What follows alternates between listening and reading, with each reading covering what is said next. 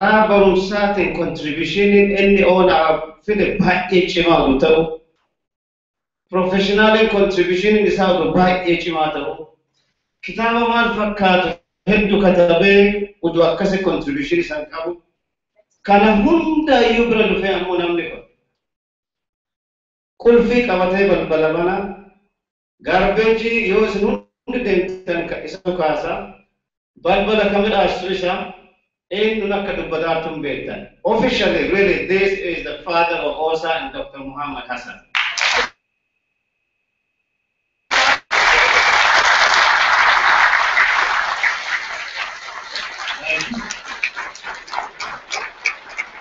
Thank you. Thank you. Galatoma. Dr. Muhammad, afaanin nutti himu, afaanin nu gorsu, oliigat nu erguu duntaana leadershipin maal akka ta'e hojiin nu barsiisa. An jireenya kiyyatti si galateeffadha. Akkuma qara jedhu isi callaa miti baay'ee keessan hunda keessan dubbachuun ammoo kolba waan hin taaneef abbi ana abbaati kanat dhagame jechuudha. Galii keessanitti kabraa ta'uu danda'a. Marga hati tunjura nenam nindalatu. Kristus illee abbaan qabu jenna malee haadha qabaa mire.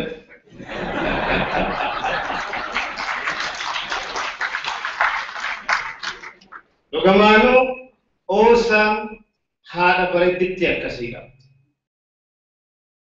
Haadha gaafa Osaan dhaabattee ummata isii waliin dhaabattee hojjette. Professional isillee akkuma Dr. Muhammad kabaree jedhamata bakkuma Osaan ta'e hundattuu organizationii Osaa organizing gootee nama gargaara. Nama innaa tokko hin gaddineef innaa tokko hin dadhamu. Nama innaa hundaayyuu fuullisiif akkamiin akka mobilizing nama gootu beekwa. Jabeenni isii mobilizing kan nama godhu antu kemana no bayar kembe hati tun apa tu majalatan no har bayar jalatan hati tun hada bareetti hada michitti hada naman daddam yoo namni kennalle wal kufatee wal tuttuqee walitti aaree addate hada sufuutaati hati nama suftii miti ولنا ما شفت هاتي أورمو ولسه أقولتين هاتين أبدك أبدا باقي سجلتين فلان ويوارد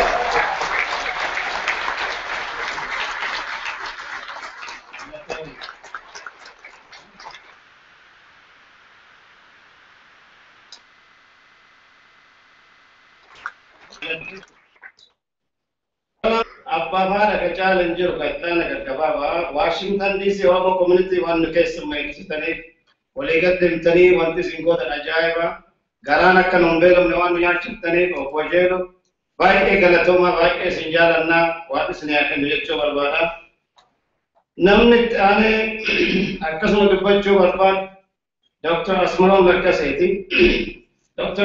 Asmarom Lakkase kalese arman janal Sena Oromo Dugamanu Mapi Ranamakan. Nama Umba Duntane Nama Oromo to. Sena Oromo Mapi Rakaini Suduntane Dugamanu Kunkunse Kajaratis. Nama Kasito Oromo Kavajo Sadit Bono Kamna, Itikamadu Kamna, Ijolen Tendale Sajara Barate or Sena Kasia Kanudavas of the Kamna, Dr. Asmaroli was in Jiran, let me come and choose our cat.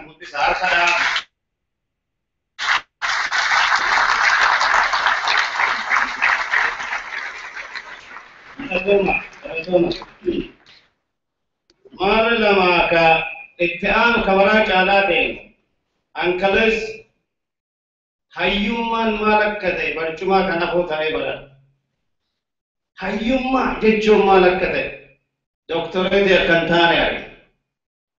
Karam guna to ya America doctorate to hayu nama godaje.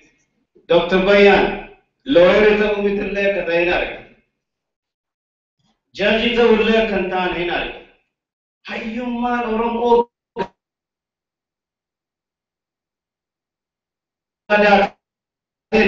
kabajaa isaan qaban, gaafii isaan deebisan, istiraatejii isaan deemanii dhugamaan afaan Oromoo yoo qabeettanii kaleessa hubattaniirtan. Mee abbaa gadaa kennaa ol ka'a, waan harka dhaabate.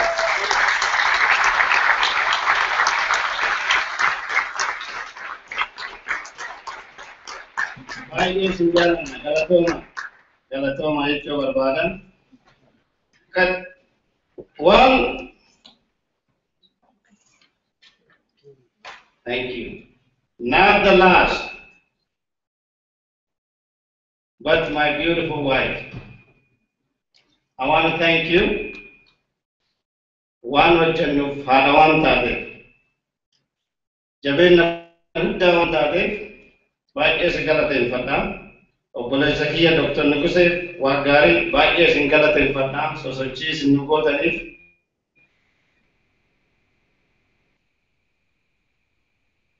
jajjabinaaleef fakkii argamu akka dhaabattaniif sin galateeffadha. Garuu galanni guddaan obbolowwan ta'en tasaba keenya fudhatanii profeshinii isaanii dhiisanii akkuma addee qabbanne nu faranjii miti an maal jette an Oromoodha warra jedhan Dr. Noriyaaniif addee Katriinaa waaqni isin haa kennu isin.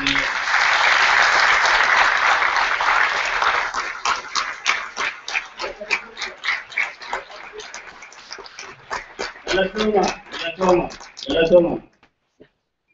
Maafre kadhatiidhaan qiyammarraa lakka'u jala qabu.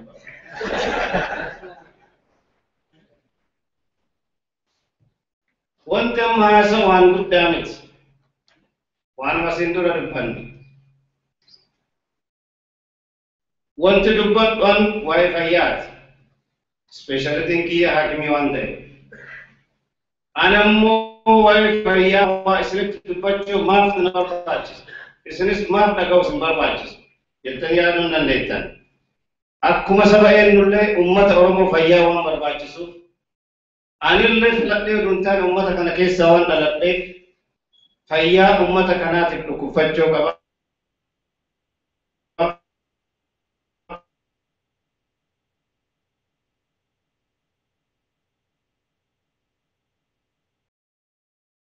Isinii kennaa daataa kanaan hin uumne.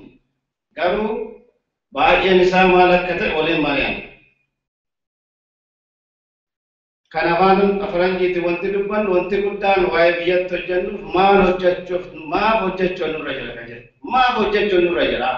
Saba keenya ladda dhaabachuu maaltu nu barbaachisa? Maaf karaa dubbataniiran boruu miti addaa miti amma maaf godhuun nurra jira kan jedhu kana isin waliin mari'achuu barbaada. Well, friends, I think I've stated very clearly.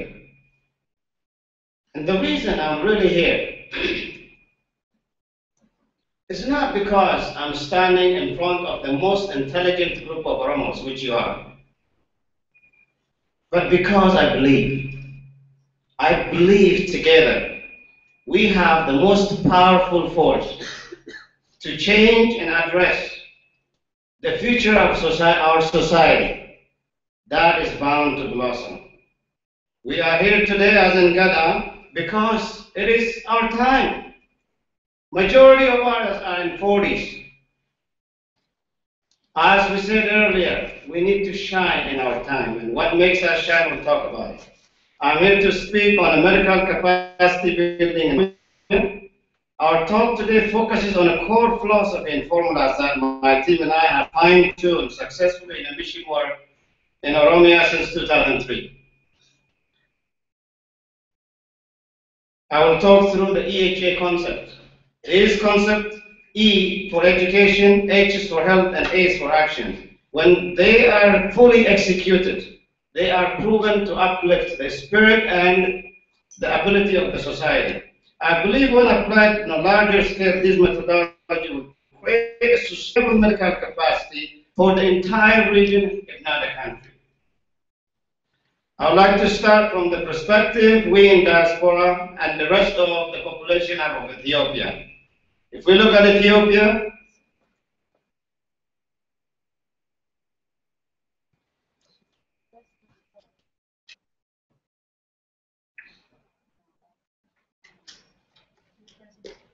if you look at the many statistics of Ethiopian report, actually not even given by Ethiopia, it's one of the stage.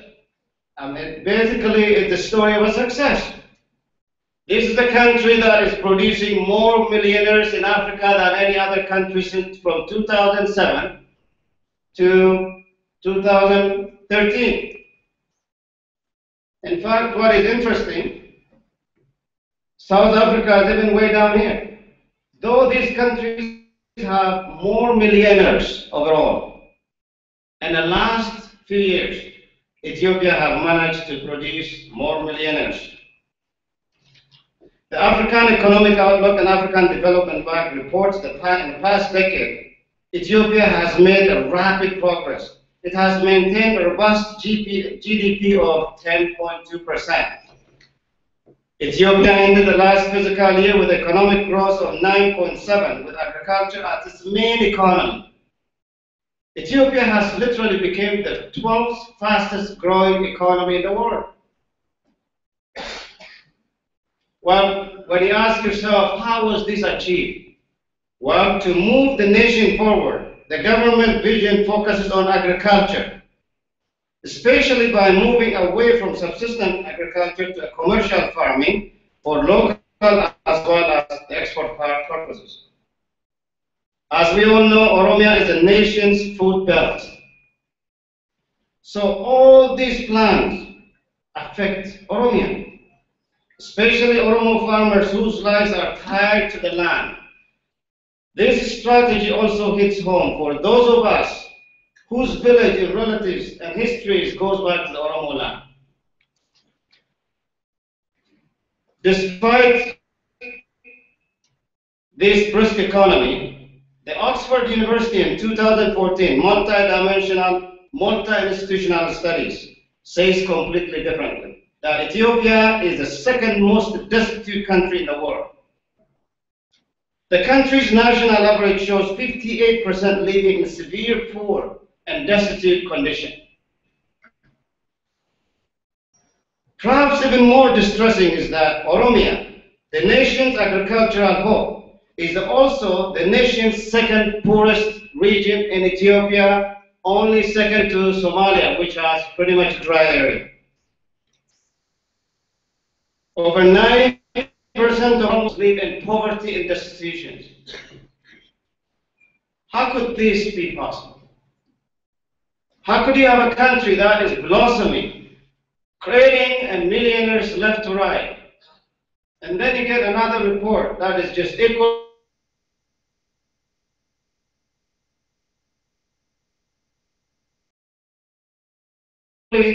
Both stories are true, as much as some of us want to be on one side or the other.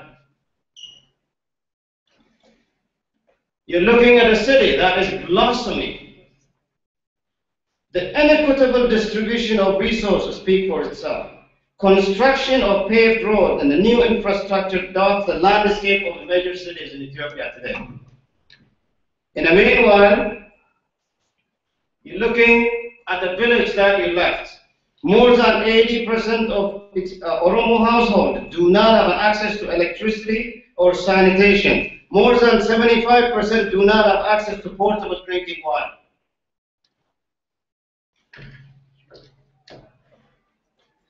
I realize the root cause of this unfortunate situation is based on what I call an equitable triad of illiteracy, poverty, and disease, if not many more other things.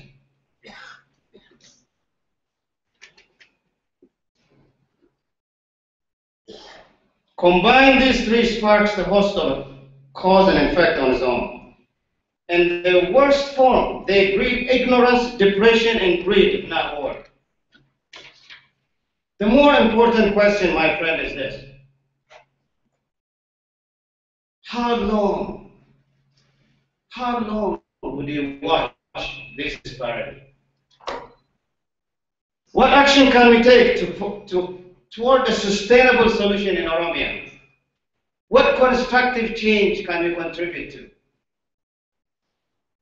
Upon examination of other nations that transition from poverty to prosperity, primarily of which is involvement of a multiple sector, not just a government. Countries such as China, South Korea, and Singapore take this thinking a step further by encouraging, harnessing, and maximizing efficiency and capability of the private sectors. Clearly, the private sector in diaspora plays a significant role in capacity building in Oromia if we choose to. How then do we bridge this gap between us here in diaspora who wants to bring about a change, who wants to really help Oromos, and the Oromos back home who are desperately asking for help, really dying and crying to get any voice that would help them to bring about the difference? We can do this by instituting, number one, we must work harmoniously to promote equitable distribution of resources. It's not easy, but it can be done. Second, we must strive to provide access to opportunity in education, health, and community engagement. That we can do now. We must collaboratively encourage the community full participation in decisions that affect them. That can be done as well. So we speak up against inequities. Let us also act with responsibilities here ourselves. Together, let's make our voices louder, stronger, and undeniable.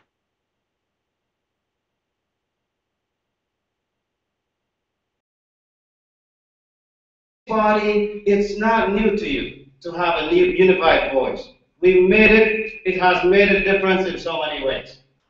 We are speaking Oromifa in Oromia today because of the discussions that have taken place in this forum. Yes, we made some progress.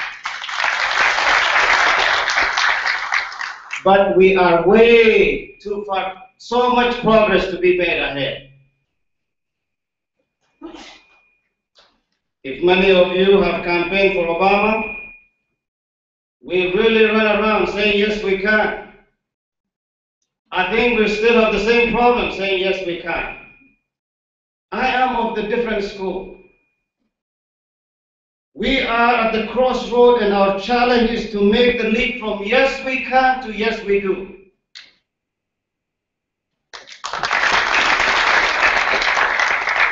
We know life-saving resources in Oromia are scarce.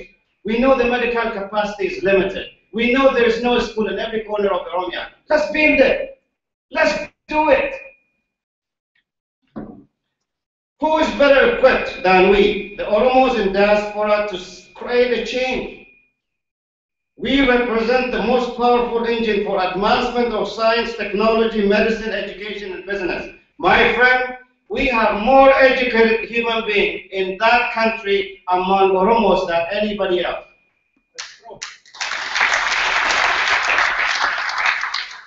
It's not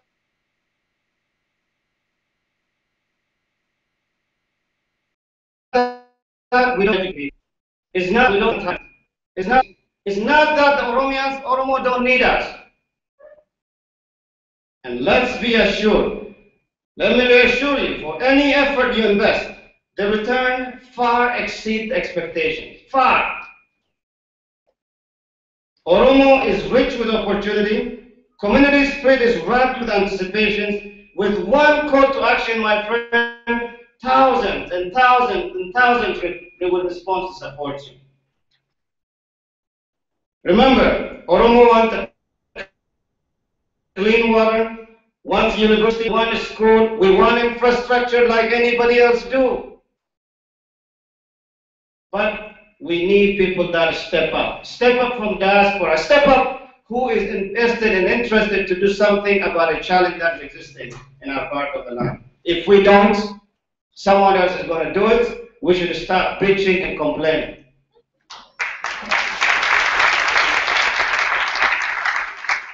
Do you know the average dropout rate from Oromia school is nearly 90%?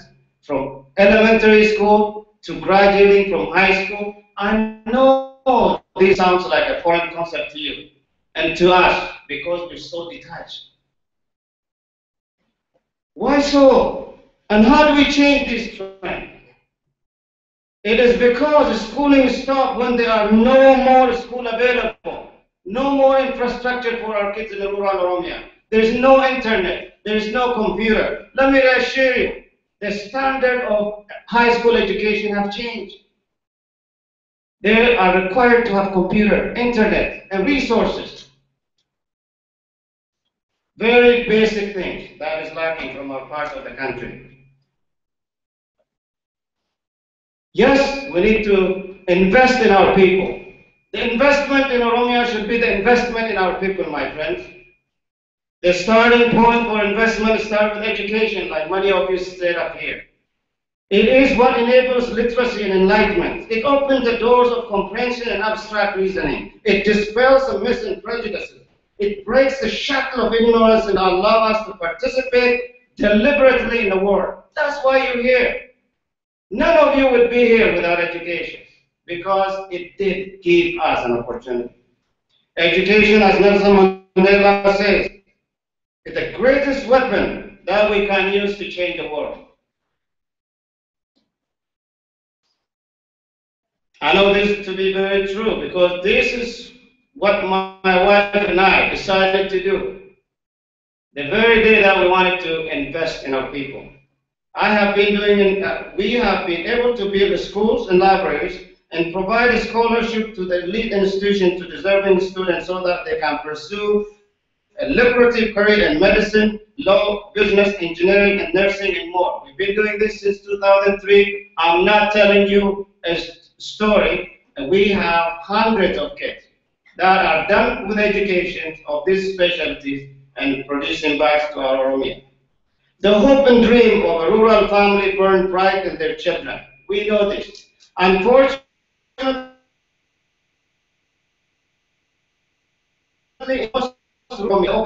and the path is rocky, my friend. But it's there. It is there. If it wasn't there, we wouldn't be here. All we need to do is to shine a light. We are all walking around with a light put in our pockets.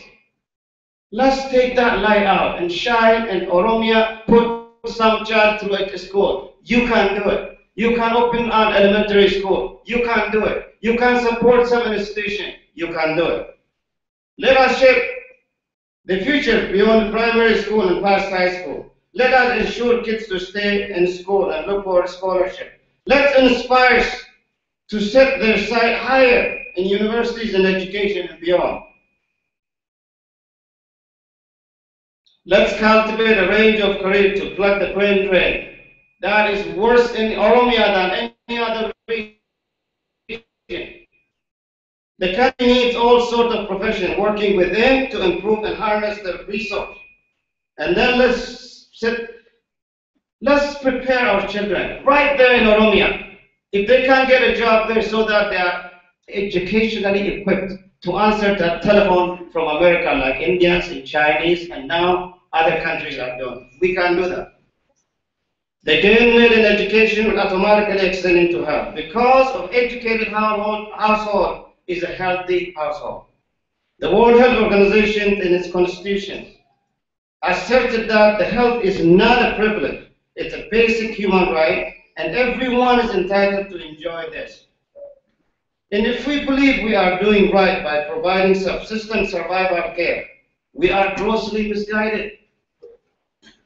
It is vital that we, a provider and a recipient of care, strive for the highest standard of care.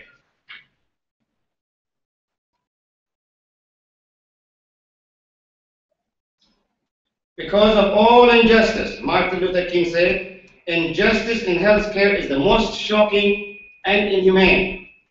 Just to stop for a moment and think. The context in which Dr. King made this declaration is even more extraordinary because he said this at a time when the people of color were being lynched for just crossing the street. So if Dr. King is to call health access the most shocking and inhumane at such time, what should we say? What should we call? In our experience, the success in healthcare policies and disease control and promotions start with the people that provide the care. No amount of regulation will make a difference if the care providers themselves are not equipped to provide the community the care that they deserve. Majority of healthcare providers in Oromia lack the knowledge or a tool. Understanding this, our task is to ensure, cultivate, train, and sustain the potential every member of our team to get from great to. This is how we collaborate with existing universities.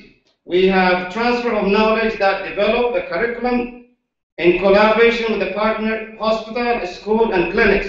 We take about 20 to 30 physicians with us, and we merge with the physician there, and we are expanding healthcare to those that invite us.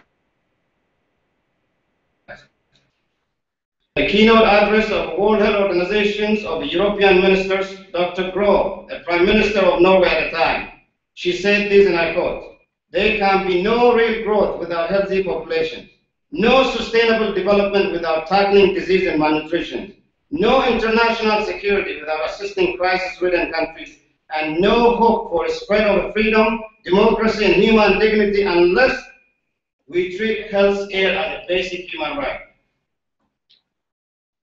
We just went to Oromia with about 20 to 30 physicians. Unfortunately, the discussion in the World Health Organization doesn't seem to translate it. The health disparity in rural Oromia is so vast that there are people that have not seen doctors in their entire life, but yet walk around with a disease that is disfiguring goiters, and I can go on.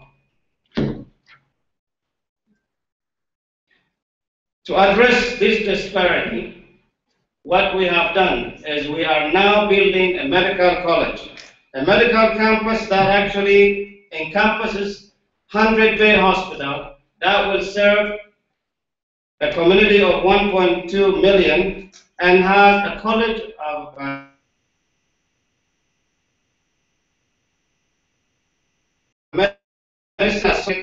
medicine. And we have a clear goal because we expect these kids, the brightest and the best in Oromia, to go to these schools. And when they do, they are mandated to go back into their community and serve. God willing and you supporting would like to duplicate this throughout Oromia. These efforts have already brought progress and opportunity never experienced in this area before. The hospital campus itself was a trash dump in the middle of a shanty town. Clearing it sent a clear message that our people our people deserve a dignity, not a dump. Construction of hospital brought jobs, and even more jobs came with the development of hotel and commercial establishment, as one of our colleagues said. My friends, this hope is action. We have succeeded in creating an environment where health opportunity, progress, and education is thriving in a small corner. Friends, these efforts are not just ideas. They are rooted in a sustainable result. So I invite you to consider the possibility of turning a dream into a cause into a movement. So yes, I'm very aware how ambitious these initiatives are. I know that these are daunting tasks and even impossible for some. And perhaps this might be even impossible result to achieve. But I am not a stranger to impossible ideas, and neither are you. Because I'm proof of my grandmother and my grandfather's belief, and so are you. If you want to go fast, we're told to go alone. If you want to go far,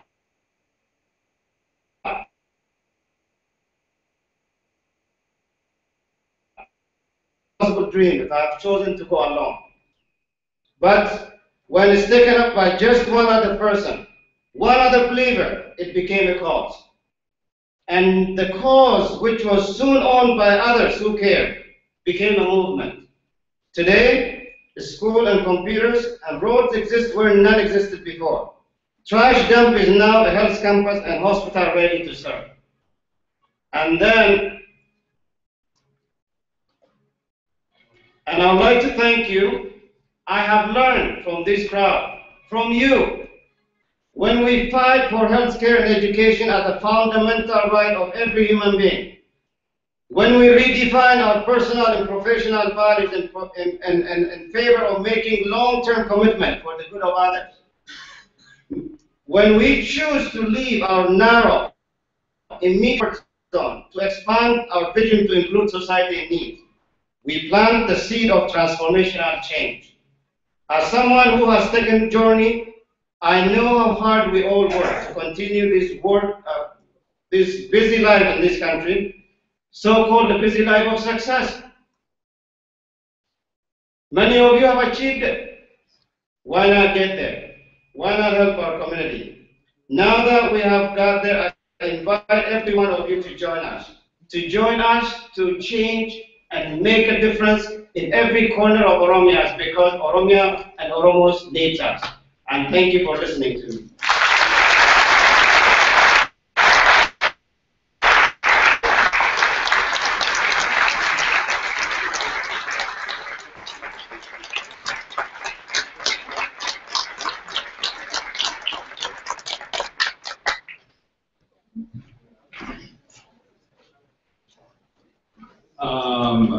Dr. Kudeta, Tugalatum Jena, when team saw up to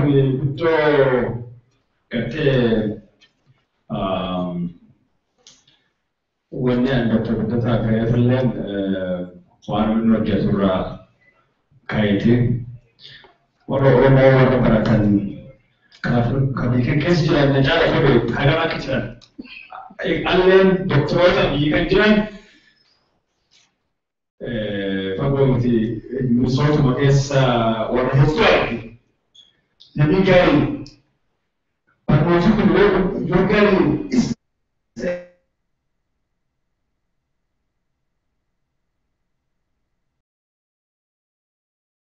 having a group case up to when I have Tama Garash and Tama Kumbi Namaha Partikotoku. You know, some cases you are going to them. Siyasan yang kaya hati Allah le nyata, sagale na mantap. Wali kali dokate matupun jerat. Kali wong hasatu le, hasaw yang luar terdapat bakat. Wali kali amon, akan terbuka gamfa. Kalau sagale sa betul lagi ni, wang tafaw jerat. Orang kasih kali ngelatih, pandai malah Bravo, Orangel, transaction money. One is that one to speak at the Valley, it's the Brab. Now, what I can yell by can, I can yell it. What we yell by head, Dini Barbajalasake, yell by head, Bakate, Bo, Mother, to jail. Kakan bracket in a book, Mata in jail. You are going to let them. I found a better. Well, the number of judges, number of judges, Komata Blowers. I found you a better guy. The first curse for the Oromo is the institution that was forced or made to leave and abandon their people. The other case, higher one. One time, look at it here. What to put when you meet each other, in the Isaka Jabba, who has given Kabaja knows the Matai children. Number of judges, Kabaja, Jahara. When you are in the religion, one can. Siasa, give the lecture. Hagasi. It answer, I would like to, yeah. Yeah.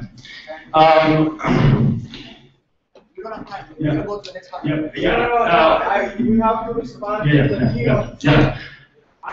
have to respond.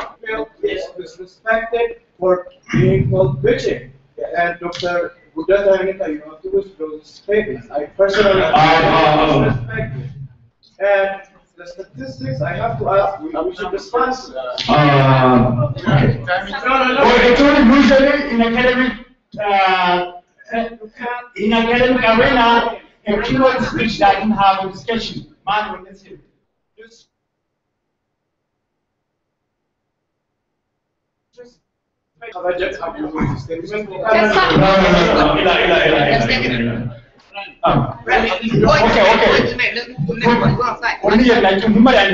For now, let me invite Professor Bayene to the podium and make his speech.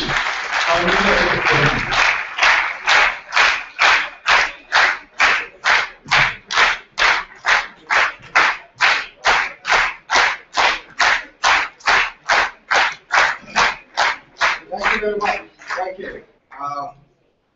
I thank Osa, particularly the President, for giving me this opportunity and challenging me with a daunting task of making a remark. I have been extremely impressed by the approach and also by the range of thoughts and conversation that have been going on the last 3 days. I'm impressed by the empirical approach that has been chosen by many capable, competent young scholars, as well as accomplished scholars in different fields. I concur with very much of it, and I also appreciate the serious concerns that the studies, the investigations did reveal, and also appreciate the kind of engagement such as we just heard from Dr. Gudeta. I want to express my appreciation. I read too much of that already when in Ethiopia, and I also noticed that you are getting closer to the part of the country where I grew up and went to school. Okay, I would like to, express my thoughts very briefly within Ethiopia, within the Ethiopian context. I submit that through generations, our peoples have immensely contributed, willy-nilly, to the creation of modern Ethiopia, arguably a preeminent country in Africa and a respectable one globally. Therefore, we have a high-valued step in the building a democratic transition of building of new Ethiopia, I stress new, whereby unity in diversity is upheld, the rights and equality of all nations, nationalities, and peoples, and the rights and equality of those are guaranteed. That is leading to a negotiated new order in Ethiopia. I stress negotiated. In this audience, I see many who in 1971 we believed in the kind of call by EPRDF, I'm sorry, or for that matter, TPLF, when an opportunity has opened up to negotiate a new order in Ethiopia. We went to the chapter conference, we went into the transitional government until all the major players were literally kicked out.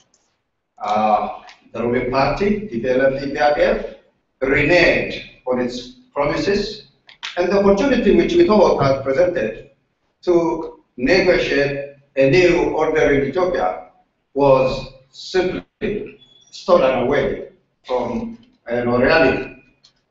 Now we feel that task has not been completed. And we have to make all the effort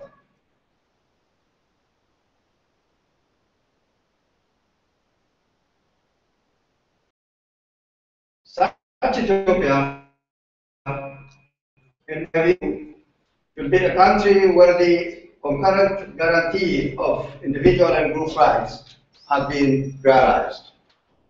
We know there is a background, a lot of noise about individual rights being supreme over group rights.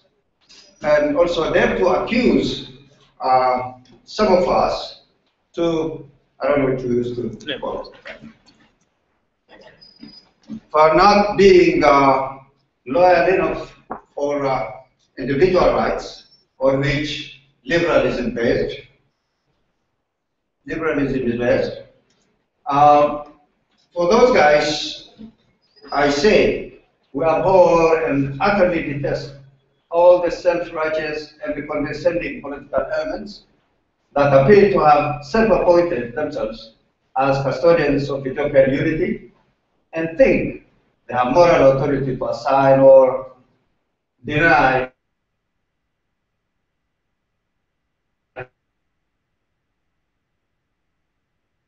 which we have to confront these guys with, that the ill-conceived Ethiopia Wilnet movement, which has literally littered much of diaspora intellectual community, goes against the desire of all the nations, nationalities, and peoples of Ethiopia for equality and the rights.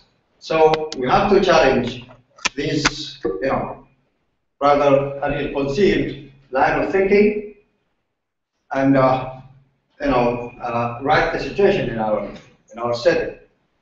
So I argue that the interests of Oromo and all other nationalities are best served by politically pluralistic, socio-economically inclusive, and prosperous Federal Republic of Ethiopia.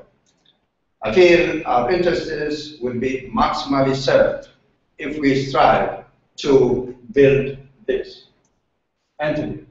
And the way forward, in my vision, and the vision of the political movement I operate under, that is MADRA, which means the Ethiopian Democratic Federal Unity Forum, about which I suppose Dr. Marara will say more this afternoon.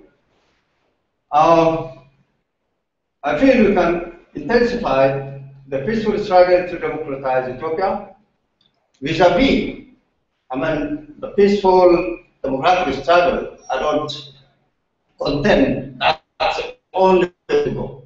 How the unpredictability of revolutions and their armed struggles, put in part, I would go for the intensification of peaceful struggle to democratize our country. These are the steps I think we can take. One, engage EPRDF and all other actors in the country's political landscape. Form a coalition of democratic organizations that accept the recognition of the rights of nations, nationalities, and peoples for self-determination. Create a strong and credible alternative to the EPRDF. The world is looking for an alternative. The donors are looking for an alternative to EPRDF. That we need to build the confidence of all the players in this global political arena. I also think we can negotiate the political playing field to allow free and fair elections, leading to the concept of let the people decide. We want one man, one vote, and accept, the decision of our, population. Following that, challenge EPRDF and the other right-wing elements in elections. And through those elections, the first step would be to win a sizable number of seats if possible, close to 1/3 of the total seats in Parliament. That's out of the 547. Can we do it? Can we win the first at least 1/3? Then we are in business. If we will start negotiating in Parliament, that's where we should start. And then, on the basis of that number of seats won, inter-parliament, regional and local councils, and intensify parliamentary opposition. I'm a person who had operated both outside of the parliament and struggled inside the parliament. And if you ask me, when were you the most effective? I was the most effective in the parliament, when I was in the parliament. I had so many accesses to all communications and etc. that we don't know now. Our first time was thrown off, literally, my parliamentary seat was stolen by the EPRDF machinations. And then, once in parliament, use parliamentary and council membership positions to intensify political organizational activities,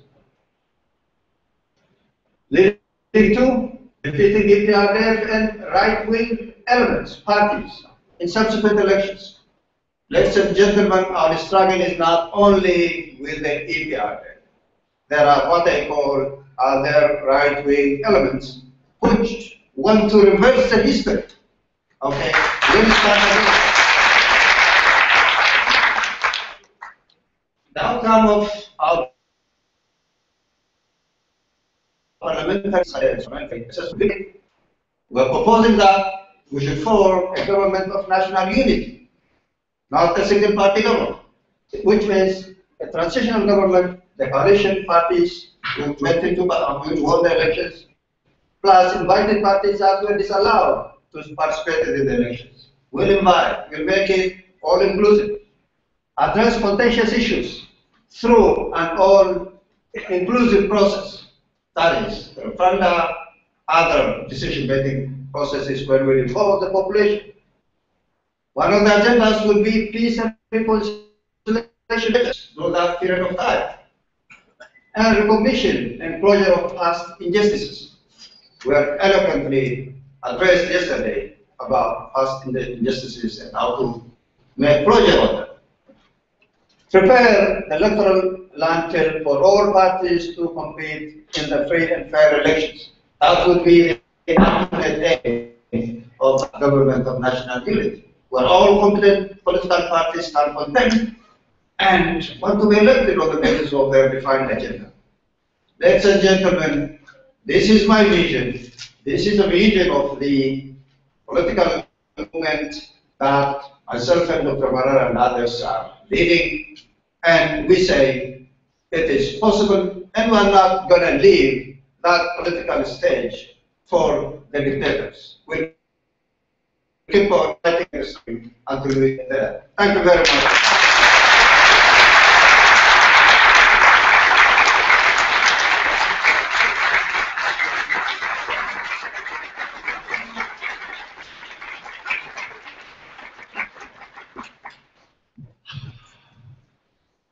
Thank you, Professor Biyene.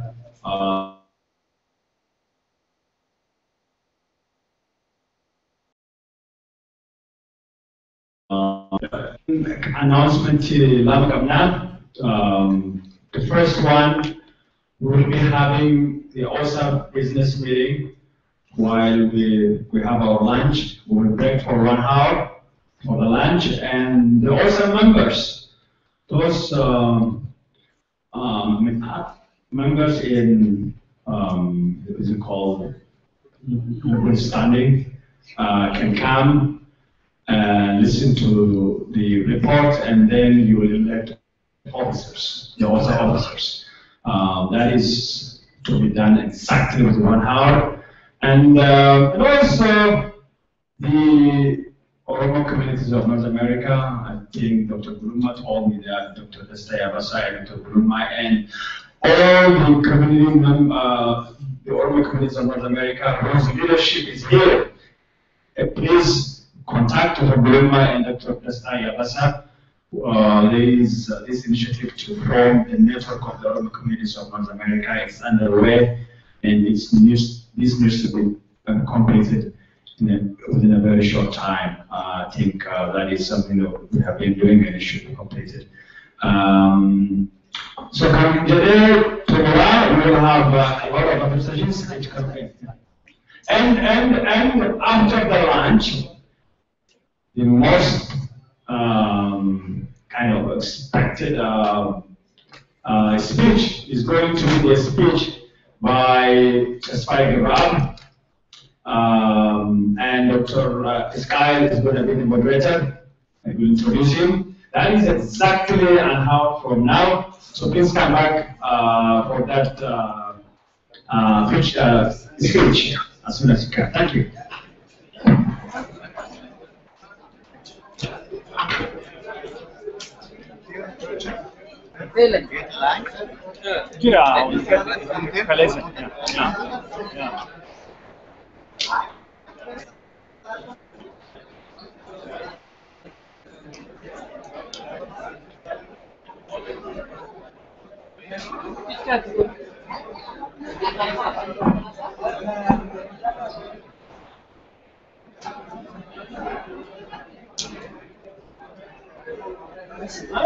Life day mujira. Nothing.